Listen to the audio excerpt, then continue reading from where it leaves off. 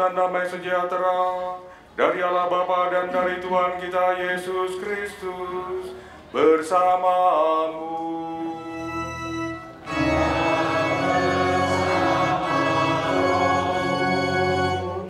Bapak Ibu serta saudara-saudari yang terkasih, selamat siang. Khususnya kepada angkatan 74, selamat hari ulang tahun yang ke-50 ya. Untuk angkatan 74 juga dengan angkatan-angkatan yang lain. Kalau Priskat angkatan berapa ini saya kurang tahu ya. Bapak Ibu yang terkasih, angkatan 74 yang terutama, selain selamat ulang tahun, saya sebetulnya juga angkatan 74. Ya, karena saya lahir tahun 74. Betul ya. Jadi Bapak Ibu baru masuk kuliah tahun 74, saya itu baru lahir, baru keluar tahun 74 ya. Kita beda jauh tapi sekarang menjadi dekat karena tadi di belakang Ibu Evelyn mengatakan karena saya sudah mulai memutih begitu ya. Kita akan berdoa bersama-sama pada hari ini untuk seluruh PMKRI, keluarga besar PMKRI dimanapun mereka berada, khususnya angkatan 74, semoga semakin rukun, bersatu padu, dan sekaligus juga semakin bisa mendekatkan diri kepada Tuhan lewat kegiatan yang dihidupi, kemudian juga pelayanan dalam keluarga, dalam gereja, dan sebagai anggota masyarakat. Mari kita hening sejenak. Semoga Allah yang Maha Kuasa mengasihani kita, mengampuni dosa kita dan mengantar kita ke hidup yang kekal. Amin.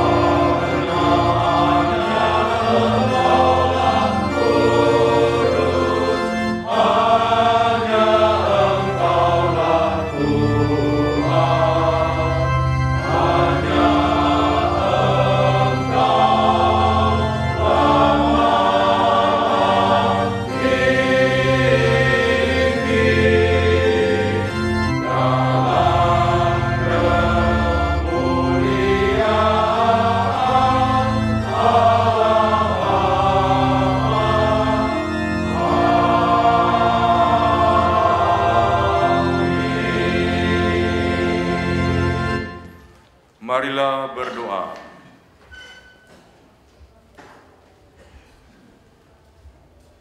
Allah yang Maha Kuasa dan Kekal, Engkau mengutus putramu ke dunia untuk menjadi terang dunia. Maka kami mohon, bukalah hati kami untuk mendengarkan sabdamu dan terang bagi banyak orang. Dengan pengantaran Kristus putramu Tuhan kami, yang hidup bersama Dikau dan Roh Kudus, Allah sepanjang segala masa. Amin. Dari nubuat Yehezkiel. Kemudian ia membawa aku kembali ke pintu bait suci. Dan sungguh air keluar dari bawah ambang pintu bait suci itu menghadap ke timur. Dan air itu mengalir dari bawah bagian samping kanan dari bait suci itu sebelah selatan mezbah. Lalu diiringinya aku keluar melalui pintu gerbang utara, dan dibawanya aku berkeliling dari luar menuju pintu gerbang luar yang menghadap ke timur. Ikan-ikan akan menjadi sangat banyak, sebab kemana saja air itu sampai, air laut di situ menjadi tawar, dan kemana saja sungai itu mengalir, semuanya di sana hidup.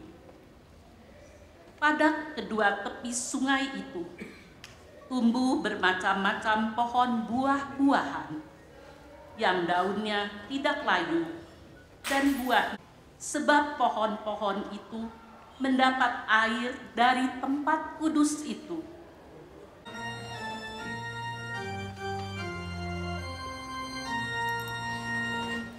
Aku mengasihi Engkau, ya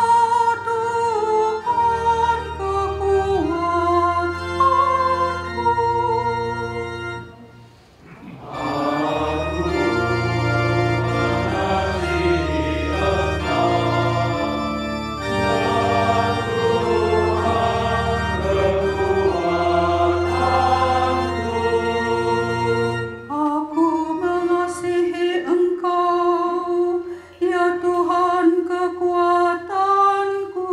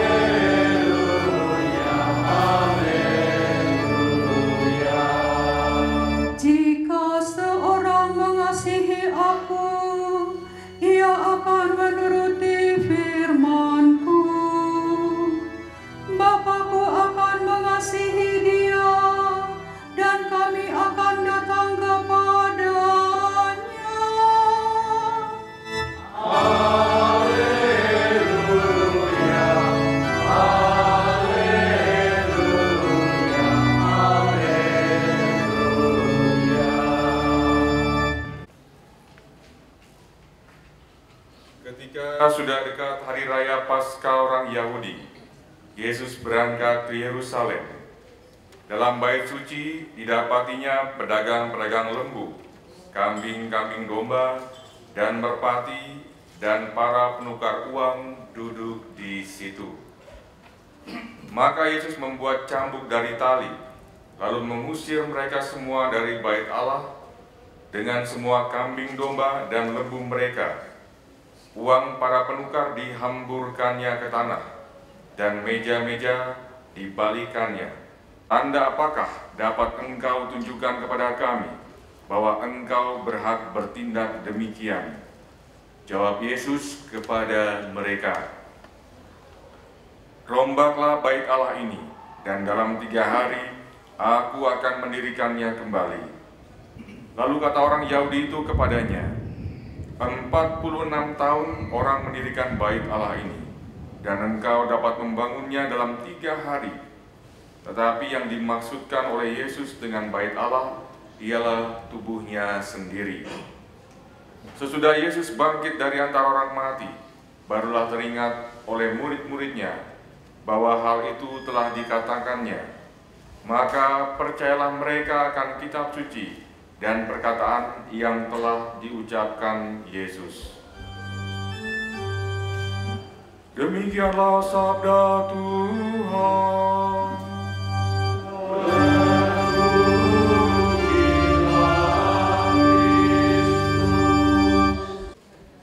jam 11.25, saya tunggu sampai 14.30.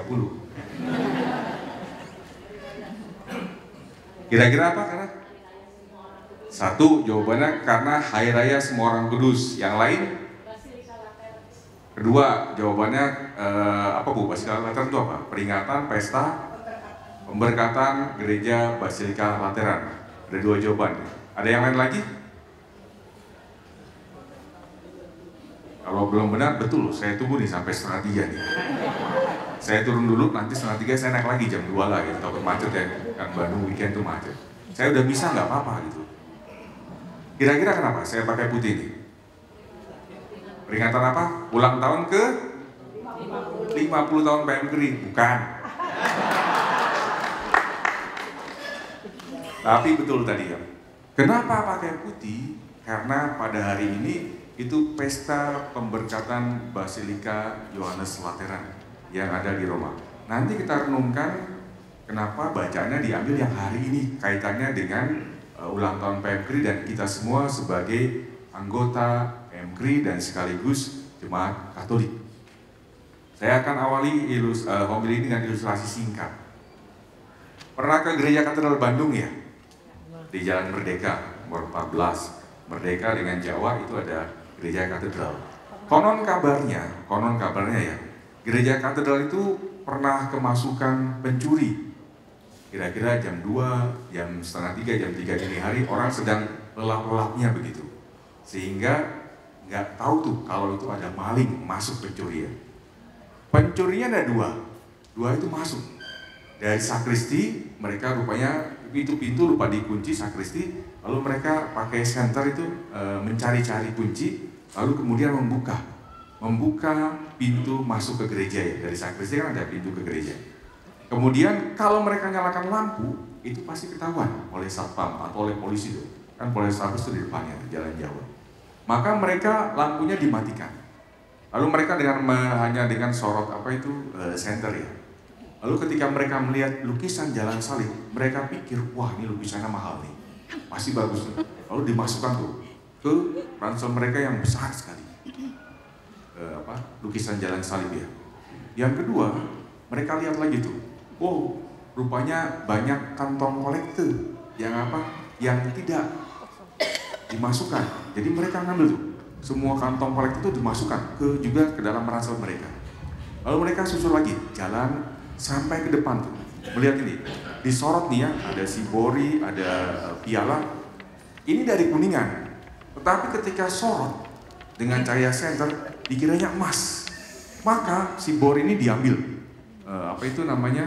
pialanya juga diambil, karena dipikir pencuri ini dari emas nih, mahal harganya, dimasukkan selesai, kemudian mereka tidak lupa masuk lagi kembali ke sakristi.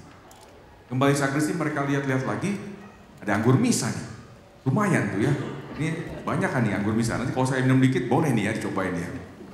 Lalu pencuri itu nuang atau sloki gitu, lalu minum anggur misa. Nah, selesai mereka taruh ke tempatnya supaya tidak ketahuan bahwa ada maling masuk ke Gereja Katedral pagi harinya ya. Lalu mereka berjalan pelan-pelan sampai, jangan belok kanan karena belok kanan itu Polrestabes, banyak polisi sana. Jadi mereka belok kiri. Jalan apa itu namanya kiri? Tera, jalan Tera sebelah rel persis ya. Jalan Tera tuh. Mereka lari secepat mungkin, as soon as possible, cepat gitu ya. Cepat sekali.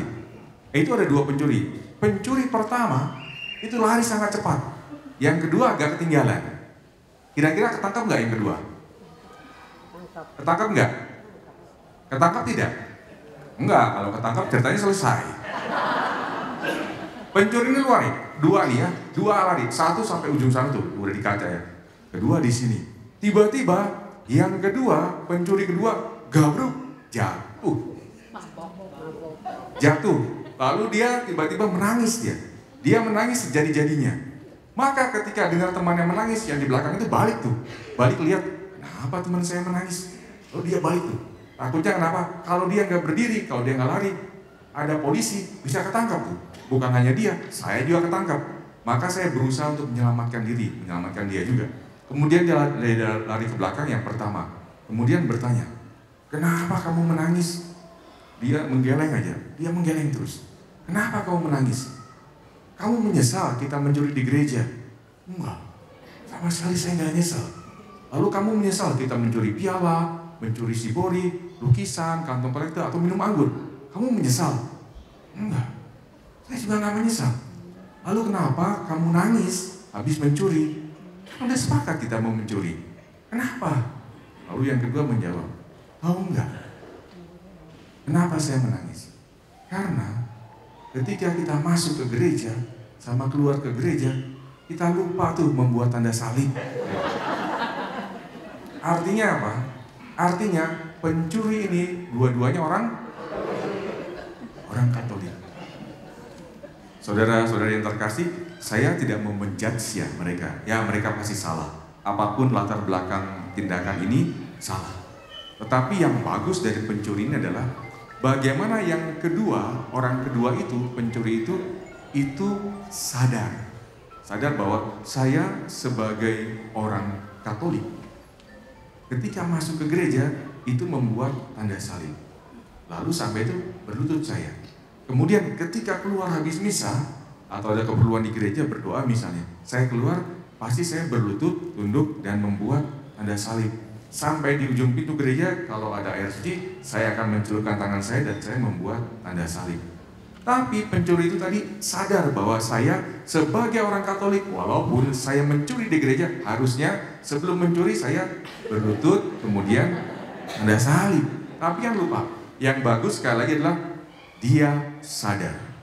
Saudara dan saudara yang terkasih, lihat ya, bacaan Injil hari ini, Yesus itu berupaya untuk menyadarkan para pedagang, memporak-porandakan orang yang jual beli, entah tukar uang, entah beli gandum, entah pedagang merpati, beli minyak dan sebagainya. Itu diporak-porandakan. Bayangkan ya, kalau di kita di Indonesia, Satpol PP lagi menertibkan pasar tuh ya, atau para pedagang liar di jalan kaki lima misalnya, atau di bantaran sungai di Jakarta tuh sering tuh. Orang Satpol PP itu membereskan mereka yang membangun hunian liar. Itu ada kekacauan, kenapa? Ada yang memberontak, ada yang mau menghancurkan, ada yang mau membersihkan, ada yang mau bertahan. Maka ada chaos, ada kekacauan, ada penolakan. Tapi Yesus sadar, tegas dalam prinsip bahwa kalau ada di bait Allah, ada di gereja, ada di kapel, ada di ruang doa, satu, hormatilah Allah yang bersemayam di sana. Bukan masuk ke gereja, malah saya menemukan kamu semuanya jual beli dan tidak melakukan kegiatan peribadatan atau doa secara pribadi. Ini yang disebut Yesus tegas dalam prinsip dan berupaya untuk menyadarkan mereka fungsinya apa sih saya sebagai seorang Katolik sejati. Lalu kalau saya masuk ke gereja, saya beribadat, jangankan mereka. Kita pun kalau hari Minggu ke gereja kan harus berpakaian yang layak, yang pantas. Tidak perlu mewah, tidak perlu mahal, tapi harus rapi, sopan, dan juga ada tata caranya ketika saya masuk atau keluar ke gereja. Saudara dan saudara yang terkasih, dari cerita itu dan pemahaman Injil, saya berupaya untuk masuk ke tema hari ini ya, yaitu sebelum ulang tahun ya, yaitu pemberkatan gereja Basilik Lateran. Di semua gereja Katolik di seluruh dunia pada hari ini, Sabtu 9 November, dirayakan pesta ini, pemberkatan gereja Basilik Lateran di Roma. Ada 4 gereja Basilik di Roma. Yang pertama apa? Di Vatikan apa namanya? Santo Petrus, betul. Yang kedua apa?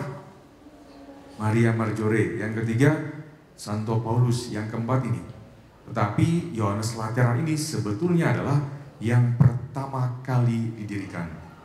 Dan pada saat itu kenapa didirikan oleh Konstantinus Agung? Supaya membebaskan orang-orang Kristiani dari penindasan kekaisaran Romawi yang kafir. Maka sebagai simbol dari pembebasan, simbol kemerdekaan dan juga sekaligus pendamaian, didirikan gereja yang pertama dan tertua, yaitu Basilika Santo Yohanes Lateran.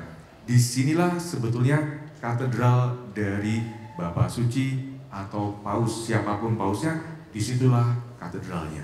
Kalau kita kan ada ya, di Bandung itu di Jalan Merdeka yang tadi ya. Tapi ini katedral, ini menjadi gereja induk Tidak hanya bagi orang Katolik di Roma, di Vatikan, tapi juga bagi kita. Itu adalah gereja kita bersama. Saudara dan saudari yang terkasih, gereja tempat kita berkumpul merupakan tanda dan lambang gereja secara fisik. Gereja itu dibangun oleh batu, oleh kayu, oleh peralatan, semuanya itu berupa gereja fisik.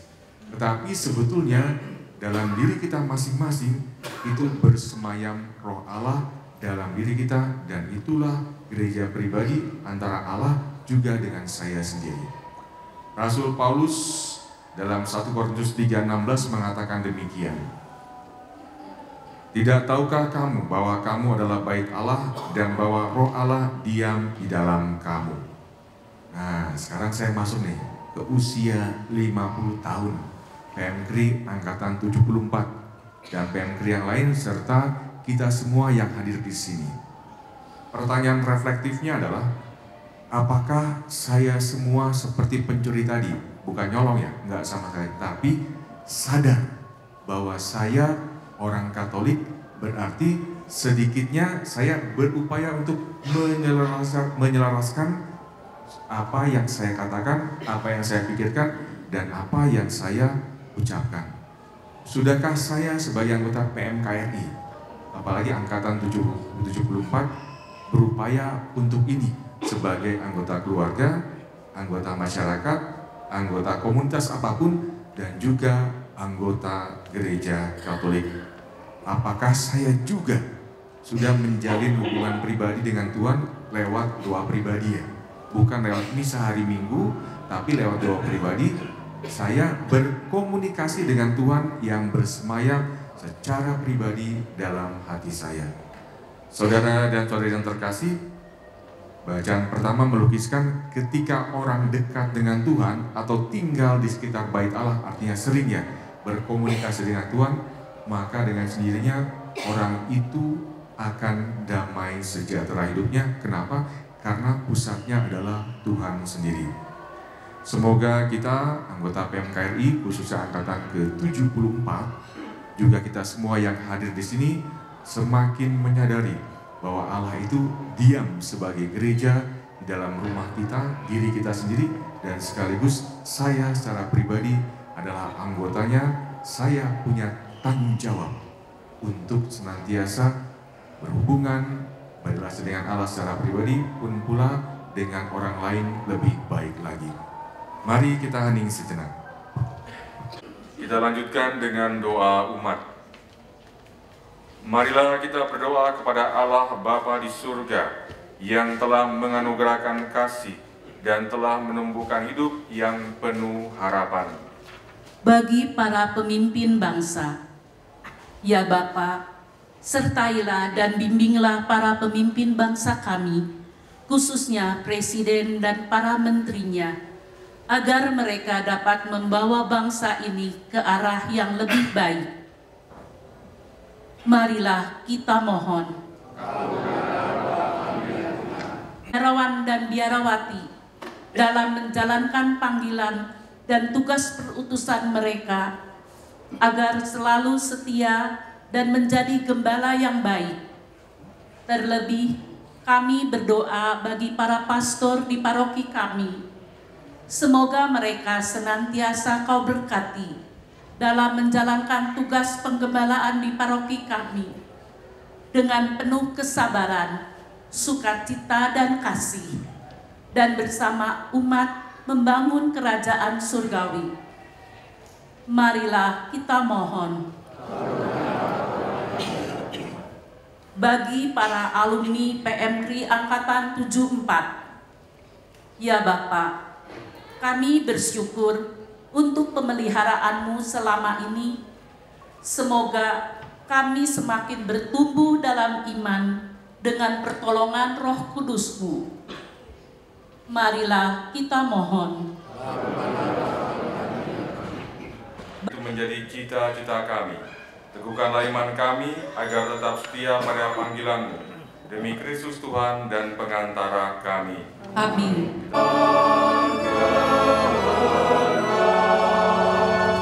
Serta pikiran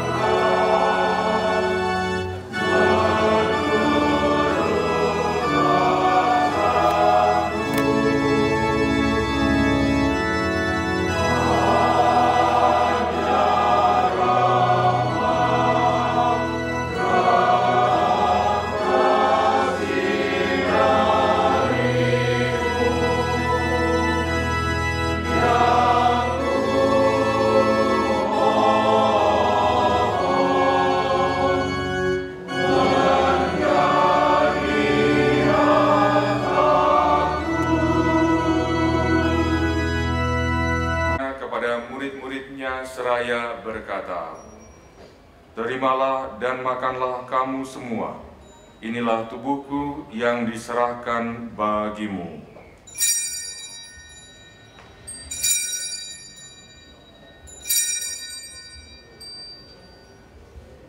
Sekali lagi dia mengucap syukur kepadamu, memberikannya kepada murid-muridnya seraya berkata, "Terimalah dan minumlah kamu semua, inilah piala darahku, darah perjanjian baru dan kekal, yang ditumpahkan bagimu dan bagi semua orang demi pengampunan dosa. Lakukanlah ini sebagai kenangan akan daku."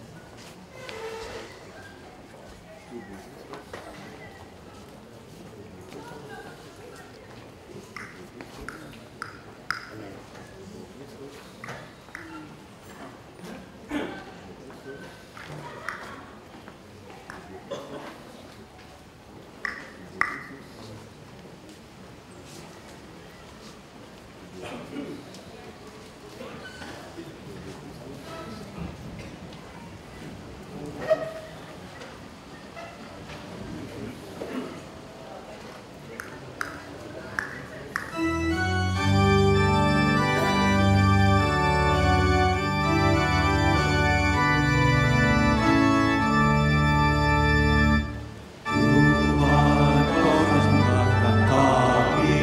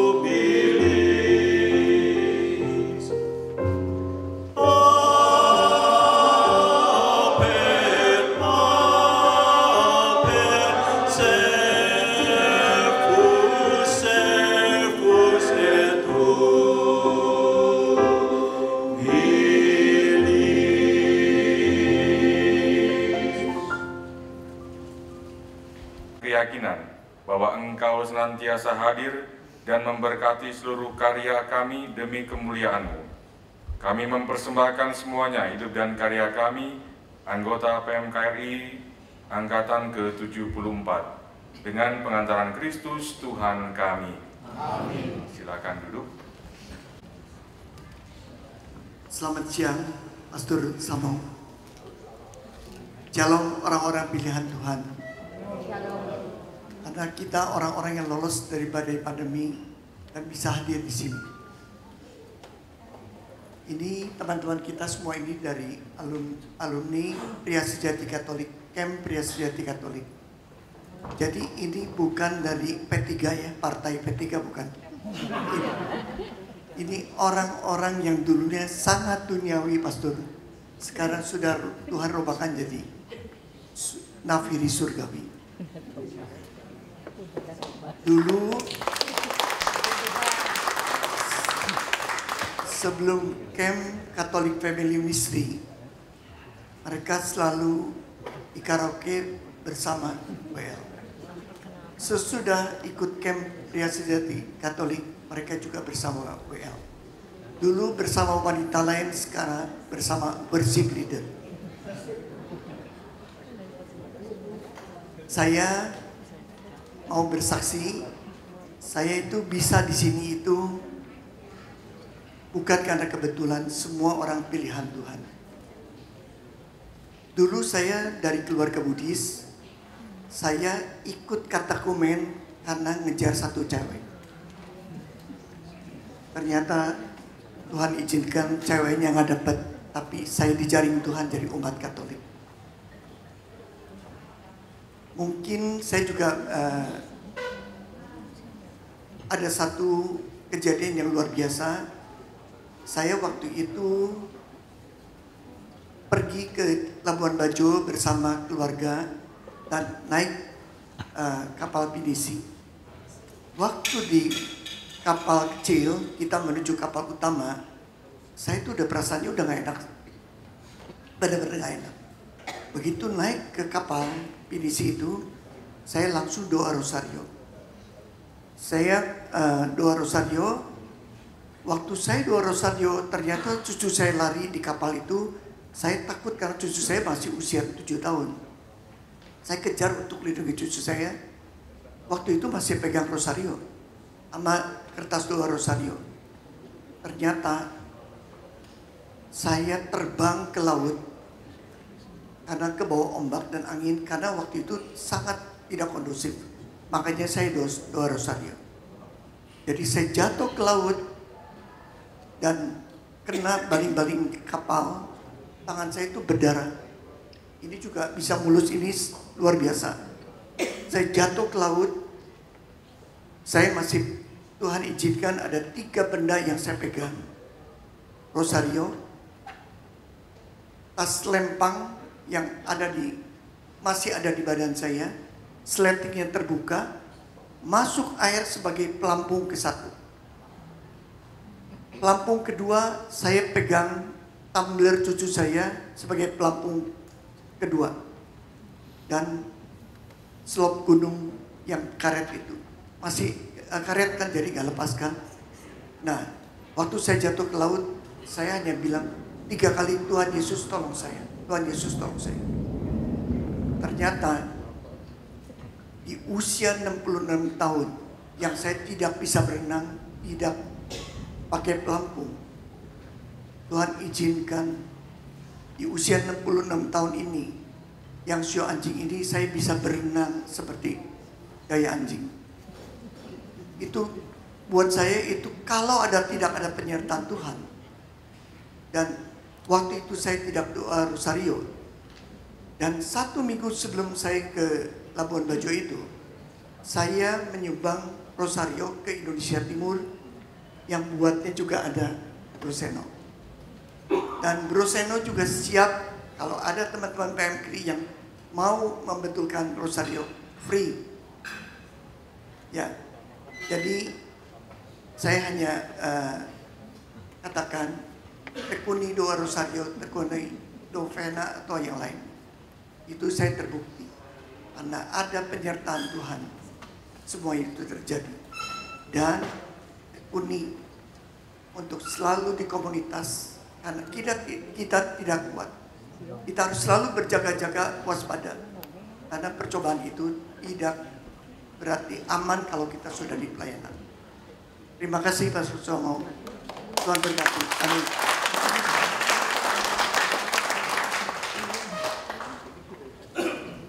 Terima kasih Bapak untuk kesaksiannya, sharingnya.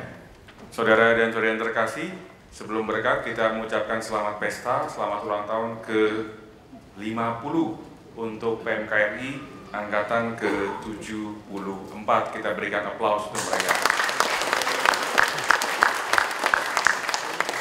Semoga hidup dan karya PMKRI khususnya Angkatan ke-74 senantiasa berkembang dan juga menjadi berkat bagi banyak orang. Kita berterima kasih kepada asisten imam, lektor, pemazmur, dan juga kur dari Priskat, dan juga kepada Bapak Ibu semua yang telah hadir dan berpartisipasi dalam misa dan acara-acara berikutnya. Mari kita mohon berkat Tuhan.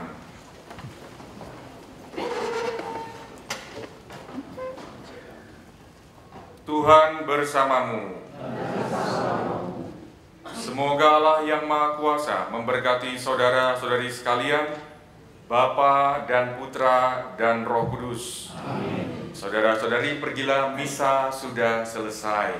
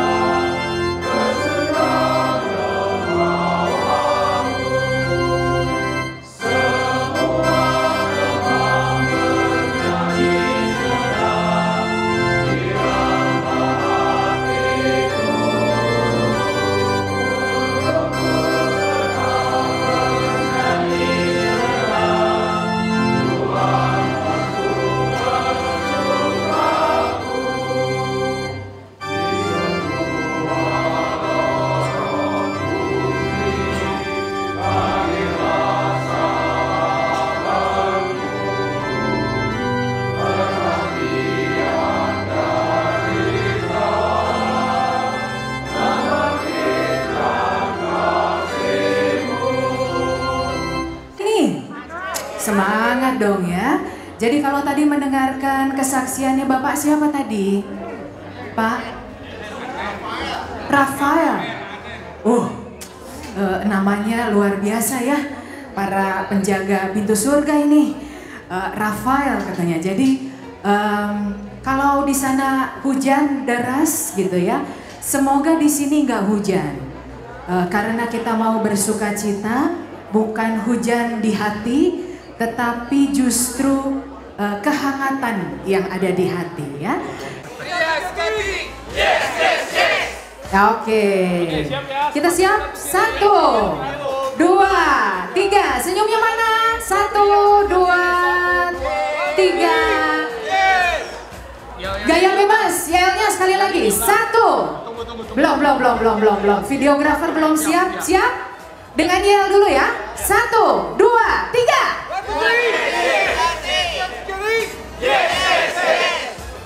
Iya, oke, kita berikan tepuk tangan untuk mereka semua. Fotonya nanti. Oke, silakan duduk terlebih dahulu.